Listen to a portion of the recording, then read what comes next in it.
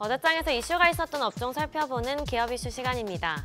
리튬 가격이 계속해서 강세를 보이면서 리튬 관련주도 덩달아 날아오르고 있습니다. 어제에 이어 강하게 시세 분출했는데요.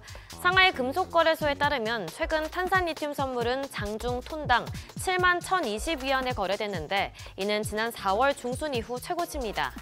이렇게 리튬 가격이 뛴 이유는 최근 중국 대형 리튬 채굴업체인 장거광업이 지방정부의 지시로 칭하이성의 관산에서 리튬 생산을 중단했기 때문으로 보입니다.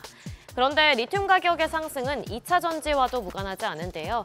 업계에선 리튬이 2차 전지 배터리의 가장 기초가 되는 재료인 만큼 리튬 가격이 오르면 양극재 업체들의 제품 가격이 동반 상승하고 나아가 전기차 가격도 오를 것으로 내다보고 있습니다.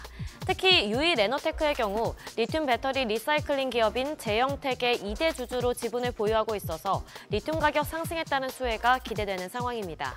마감 상황 보면 유이 레노테크와 리튬 포어스, 또 하이드로 리튬까지 모두 상한가 기록했고요.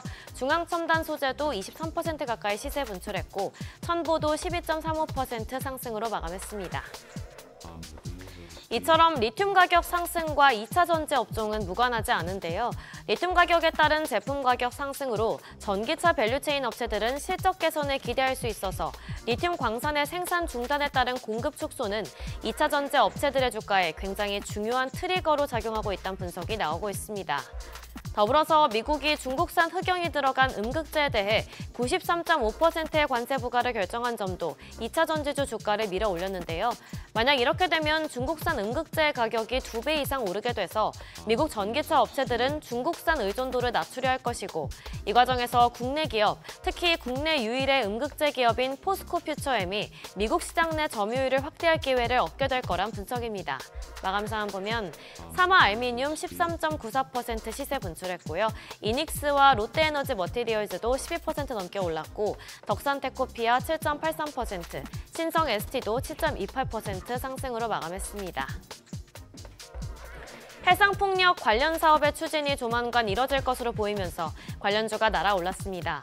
먼저 더불어민주당 김원희 의원이 정부가 주도적으로 추진하기로 한 해상폭력 발전과 관련한 SOC 사업을 예비 타당성 면제 사업으로 조속히 추진할 것을 촉구했는데요. 김 의원은 산업과 에너지의 대전환 시대에 정부의 전략적인 역할과 선제적인 지원이 절실한 만큼 주무부처인 산업통상자원부가 예타 면제 사업으로 적극 추진할 것을 당부한 것으로 알려졌습니다. 더불어서 인천시 역시 수소와 해상풍력 등 탄소 중립을 앞당기기 위해 옹진군 영흥도 일대에 미래에너지 단지를 만들기 위한 타당성 조사를 하기로 했다는 소식도 관련주에 호재로 작용했습니다. 마감 상황 보면 태웅이 28% 넘게 시세 분출했고요. CS윈디도 10% 넘게 올랐고 SK오션플랜드 7.77%, 우리기술 6.23%, 두산에너빌리티도 5% 넘게 시세 분출했습니다. 마지막으로 폴더블폰 관련주도 연이어서 강하게 시세 분출했습니다. 하반기에 삼성전자와 화웨이가 2번 접는 폴드폰, 일명 트리폴드폰을 나란히 선보일 예정이고 또 애플이 내년에 폴더블 아이폰을 내놓을 것으로 보이면서 폴더블폰의 시장이 본격적으로 크게 성장할 것으로 전망되고 있습니다. 이런 가운데 특히 세경하이테크가 강세 보였는데요. 폴더블 유기 발광 다이오드 OLED 공급사인 삼성 디스플레이에 폴더블폰 필름을 독점 공급하고 있는 점이 부각된 것으로 풀이됩니다.